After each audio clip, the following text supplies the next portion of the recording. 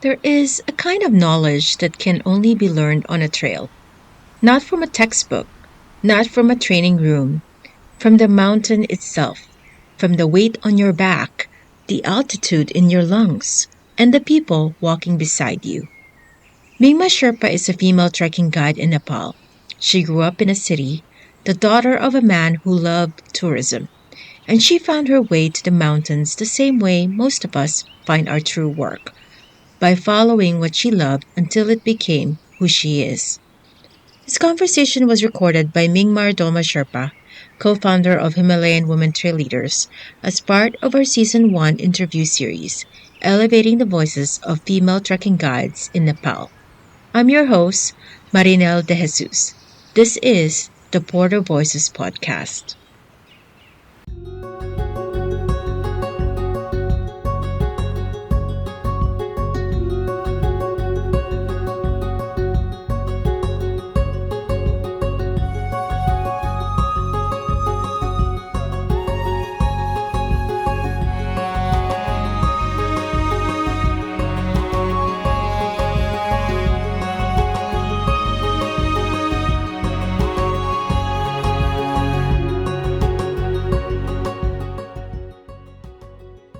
Welcome back to the Porter Voices podcast, Season 1, elevating the voices of female trekking guides in Nepal. In this series, we are sitting down with women who work in the trekking industry, guides who carry not just their clients through the mountains, but stories, culture, and hard-earned wisdom along with them.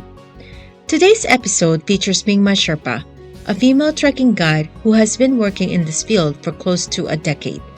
The conversation was conducted by Mingmar Dolma Sherpa in Nepali, and what you'll hear is the English translation.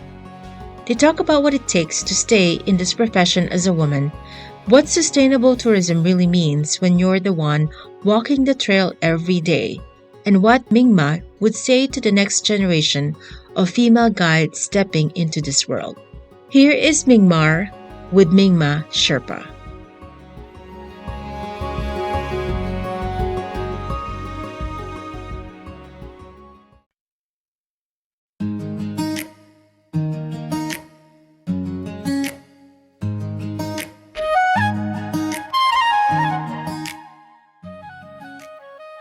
Namaste, I'm Mingma Dolma Sherpa, a member of Photo Voice Collective. Once again, welcome to the Photo Voice Collective podcast series, where we have meaningful conversation with guys and individuals involved in the trekking industry.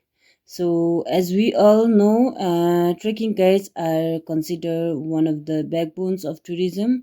However, their voices and experiences are often not heard through this podcast series. A Porter Voice Collective hopes to create a platform where guides can share their stories, perspectives, and challenges through the media. Today, we are joined by female trekking guide Mingma Sherpa, who has been involved in the trekking industry for many years. We would like to welcome her. So, namaste. Namaste. How are you? I'm doing well, thank you.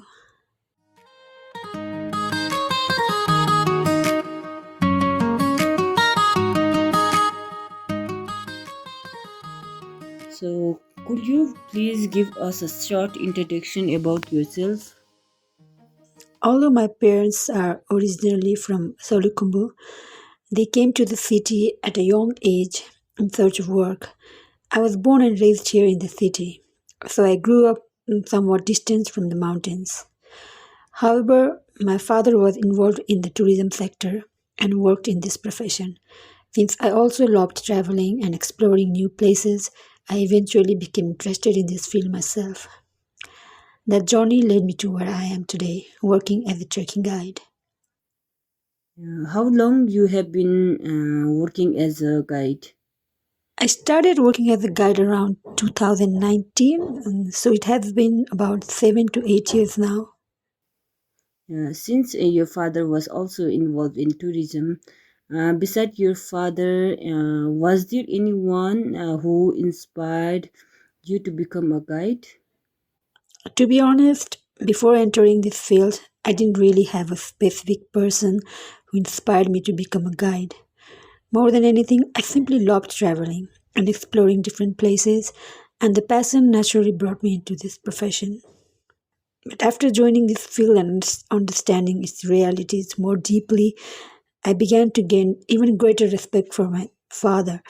I also became inspired by my senior guides and others who had already been working in this industry for many years. At the same time, I've been inspired by my female clients and by programs like this, where people are creating spaces for guides to share their voices and experiences. So I may not have entered this profession because of inspiration at first, but after becoming part of it, I found many sources of inspiration that motivated me to continue growing and improving.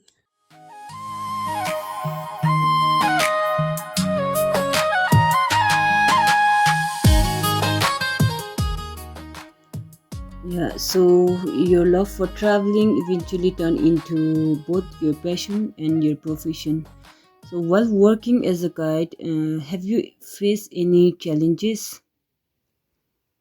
Of course, there have been challenges, but personally, I feel that the biggest challenge is often mental rather than physical. Physical challenges definitely exist in this profession, but in many ways, they are also connected to our mindset. Once we begin to believe that we can handle something, we slowly learn how to face difficulties as well. There were times when I doubted myself and felt physically exhausted, but I realized that many of those struggles came from thinking that I wouldn't be able to do it. Once I pushed through those thoughts, I discovered that we are capable of much more than we imagine. Through this journey, I've seen myself gradually becoming stronger and more confident. So, more than physical strength, I believe mental preparation is the most important thing in this profession. Yeah, yes, absolutely. Mental preparation truly plays a very vital role. So even more than physical strength sometimes. Have there been any situation where you had to face major challenges during your work? Do you have any particular story or experience that stands out? Yes, definitely. Challenges are naturally part of this work. In the beginning, one of my biggest challenges was a lack of self confidence. I often wondered whether I would be able to sustain myself in this profession or not. Even after getting good opportunities during the trekking seasons, there was always a fear about whether things would continue steadily in the future. At the same time, financial sustainability was also a challenge.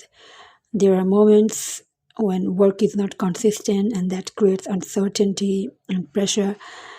During trekking itself, there are many physical and emotional challenges. And sometimes we have to walk through very difficult routes with colleagues and clients.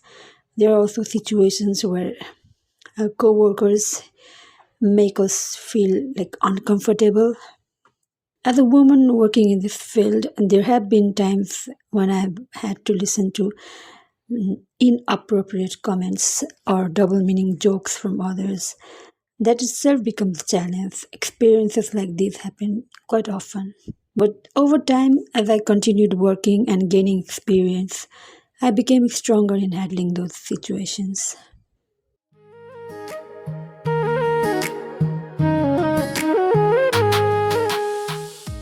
Yeah, along these challenges, there are also opportunities in tourism. From your experience, what kind of opportunities do you see in this field, especially for women? I personally feel there are many opportunities for women in tourism. As women, there are certain qualities we naturally bring into this work. We talked about this before as well. Women often pay attention to small details and notice things very carefully.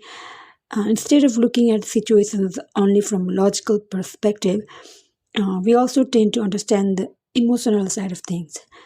There is empathy, understanding, and emotional awareness that help us connect more deeply with both locals and clients. And because of that, I feel women can play a very important role in tourism by understanding both sides of the local community as well as the travelers and help create a meaningful connection between them. That's why I believe tourism offers great opportunities for women. In your experiences, how do you personally connect your clients with local people and culture during trekking? As I mentioned earlier, personally love traveling myself. Because of that, I try to place myself in the position of a traveler and think about why people travel in the first place. Sometimes people travel because they are curious about cultures. Sometimes they simply want new experiences or meaningful interactions. For example, if someone visits a village and meets local people or children, naturally there is curiosity and a desire to communicate and understand each other. So I try to help create that connection. If my client asks questions, I translate and explain things for them. Likewise, if I notice something interesting in the local culture or community that I think my clients would appreciate, I share it with them as well. Even when locals and clients cannot directly communicate with each other, I try to bridge that gap by helping both sides understand one another and by sharing experiences that might feel meaningful or memorable for them.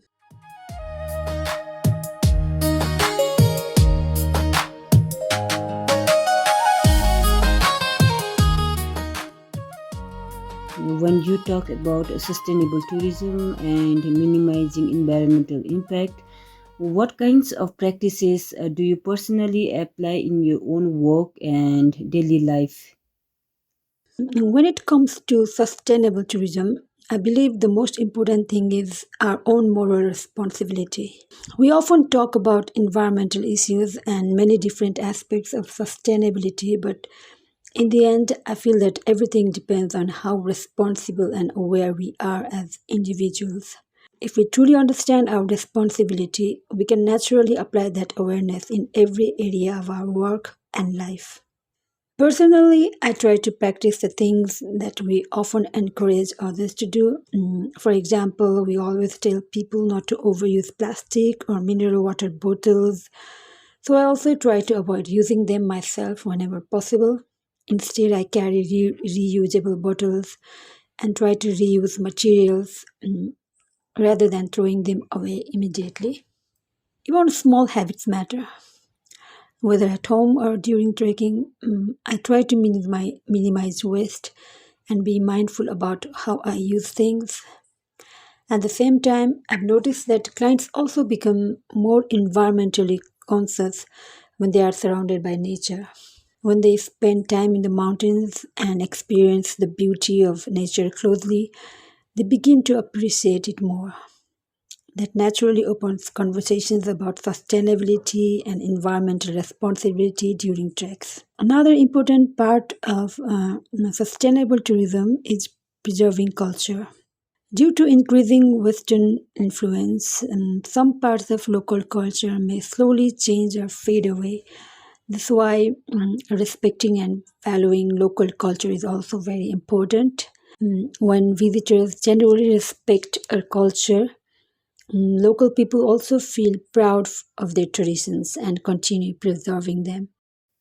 And nowadays, especially on long trekking routes and trails, we often see a lot of waste and pollution. It's often said that some of this waste is also left behind by guides, clients, or even domestic visitors. What would you like to say to them? I think everyone who travels should also become a kind of environmental educator in their own way. Sometimes I honestly feel that people need to be reminded directly because not everyone becomes aware unless someone says something. But more than only telling others, I believe the most effective thing is to lead by example. If we ourselves avoid littering and behave responsibly, others around us also begin to notice and reflect on their own behavior. For example, if someone sees us carrying our own waste properly or keeping the trails clean, it can quietly encourage them to do the same. When responsible behavior becomes collective, people naturally become more aware. Sometimes they even feel a little guilty about littering after seeing others care for the environment properly. Of course, if necessary, we should still speak up and remind people respectfully. At the end of the day, no one likes seeing beautiful places covered in trash. Like we all love nature, so we should all take responsibility for protecting it. Yeah, nowadays we still see a lot of plastic waste, especially in trekking areas and trails, even in places like Zagadul and other trekking routes. There is excessive use of plastic products. What are your thoughts on that? Yes, I think we really need to reduce the use of plastic as much as possible. Even now, when we travel through trekking areas, we can clearly see how much waste has accumulated. A lot of packaged food and plastic materials are still being used because realistically, people often have no other option while traveling. Sometimes carrying reusable containers from home is difficult as well. So, even if we cannot completely stop using plastic immediately, I believe we should at least try to minimize it as much as we can.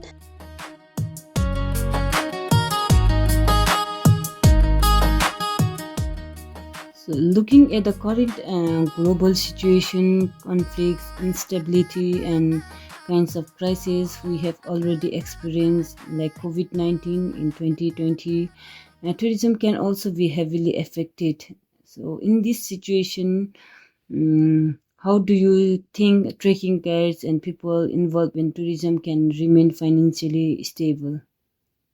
I think people working in trekking and tourism should avoid depending entirely on only one skill or one source of income. During COVID, many people in tourism faced serious difficulties because work suddenly stopped. I remember hearing from relatives and seniors in the field about how uncertain everything became at that time. Fortunately, during the lockdown period, I was able to support myself by doing data entry work from home. That experience made me realize how important it is to develop additional skills outside tourism as well. I believe guides should continue learning different skills that can help them both inside and outside the trekking industry. In tourism, we naturally gain many experiences and practical abilities. So, if we continue developing those skills further, it can help us stay financially stable even during difficult times. Yeah, at the same time, tourism development should happen in a way that does not negatively affect local culture. Before the earthquake, many villages had beautiful traditional Nepali style houses. Yeah, but nowadays, when we visit villages, we mostly see concrete buildings. Have you ever heard clients say that the beauty of villages is slowly disappearing?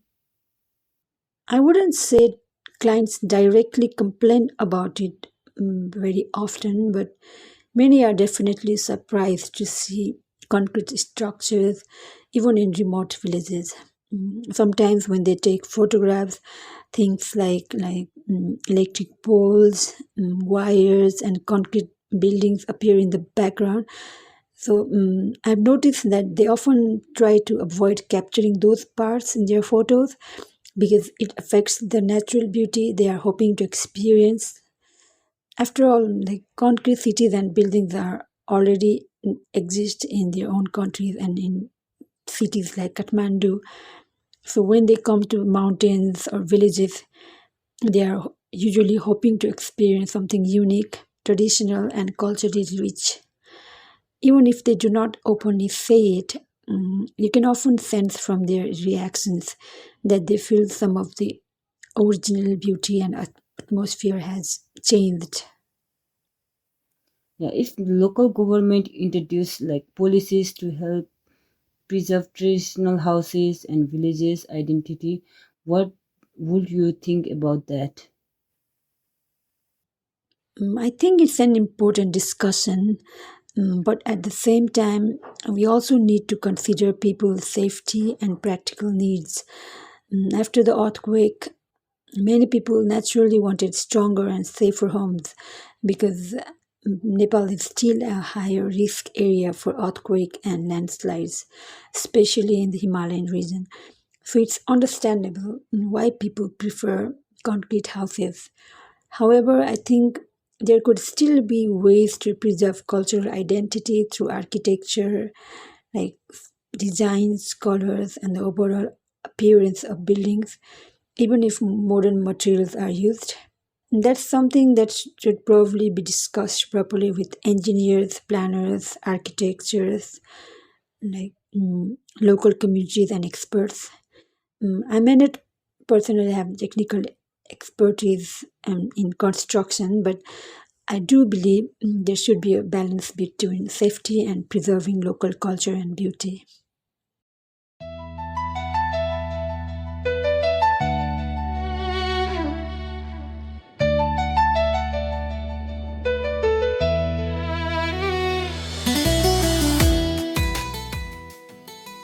Yeah, as a female guide, we know there are still not enough strong laws and protections for women in many workplaces. So, what kind of policies or protection do you think are necessary for women working in tourism? I feel that if proper policies do not already exist, we cannot simply stay silent and wait. At the very least, people should begin asking questions within their own workplaces. For example, asking whether there are policies related to women's safety, rights, or protection. If such policies do not exist, then people should raise their voices and advocate for them. Change often begins gradually, even if improvements first happen only within individual workplaces or organizations. And those small changes can slowly grow bigger over time. So I think it's important for women and workers themselves to continue speaking up and encouraging safer and more supportive working environments. Have you had any experiences working with female porters during your trekking journey? No, I haven't worked directly with female porters. However, during training sessions, I've met and interacted with women who work as porters. Even though I have not worked alongside them directly, I have heard from my father that there used to be many female porters in the past, and they used to work very strongly and efficiently. Later, their numbers decreased, but now I feel that they are slowly increasing again, which is a positive sign. Similarly, the number of female guides is also increasing, which is very encouraging. Or do you have a close network or a circle of female guides where you can share your experiences, stories from trips, and professional challenges? Unfortunately, I would say that such a strong network is still missing. Honestly, it makes me a little sad when I think about it. It has made me reflect on why we do not have a strong community or support circle yet. When I meet fellow female guides, we do talk about our experiences, but most of the conversations are about how to move forward rather than sharing deeper stories or learning from past experiences. I think it is very important that we also share our past experiences more openly because we can learn a lot from each other. We should not only focus on moving forward but also learn from what we have already gone through.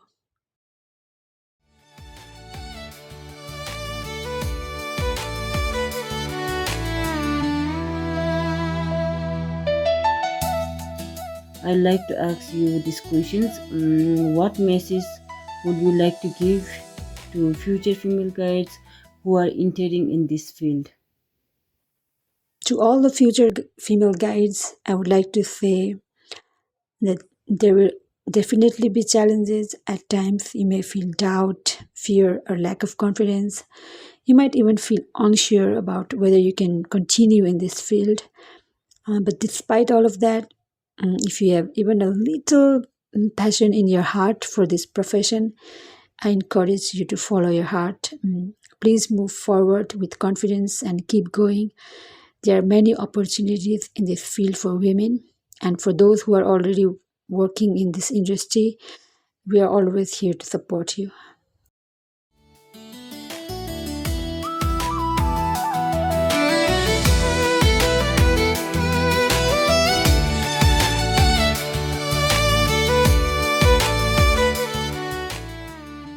Thank you so much for your time and for joining us today. Thank you for welcoming me here for a conversation.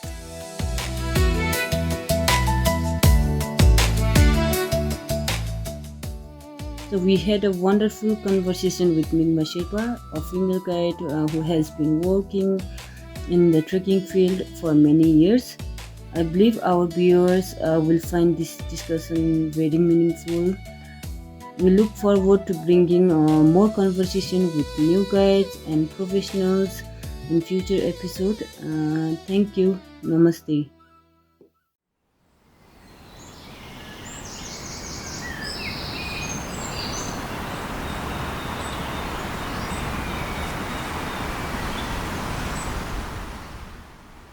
Mingma Sherpa, a woman who found her way to the mountains through her father, through curiosity, through love of the road.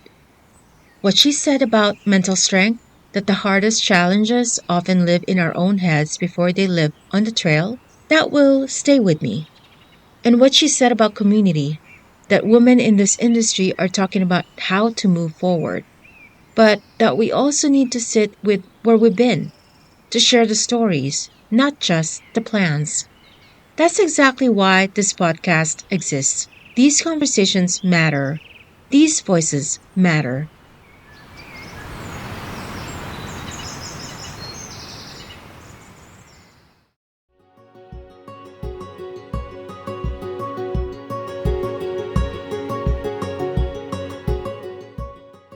If this episode resonated with you, share it, pass it along. Help us get these voices further. And if you want to learn more about Himalayan women trail leaders and the work we're doing to support female guides in Nepal, find us online. Thank you for listening to the Porter Voices podcast.